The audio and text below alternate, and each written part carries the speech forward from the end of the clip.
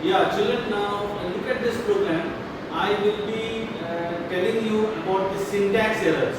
Okay, if you look at this program, it actually the objective is to input two variables, two values, integer values, and we find the sum, which will come in result. And then if the result is negative, then this should be displayed, and then the result will also be displayed. Else these two lines will be displayed. This is what I have written.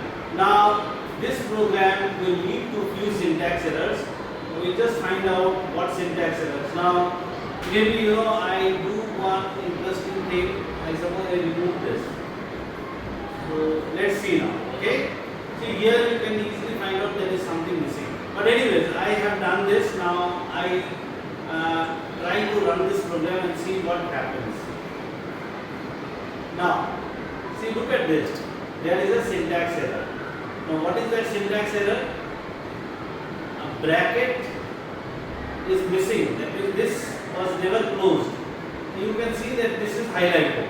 That is, this particular bracket is not closed. So this is a syntax error, grammatical error. And when it is reported during the runtime, see, one thing you should notice that it is not reported in the shell or terminal. It is reported on the screen and during the run, during the execution. Okay.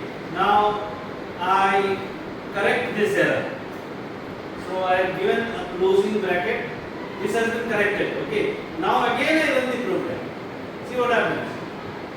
There is another syntax error. How the syntax errors are reported, this you should be very observant. You should notice this. Now next error is here. See, it is highlighted. That means there is a incorrect way of indentation. See, it says unexpected indent. Okay, so let me correct it. Actually, see, if you look at this, when there is a colon and you press an enter, I just tell you that here I press an enter. See where my cursor blinks. That means the interpreter is expecting the text here. Okay. Similarly, when I press an enter here, now it is expecting here, but you see this is this particular space is creating the problem. So what I do is I bring my print exactly where it is expecting. Okay, so again I run it. So this correction I have done, I run it.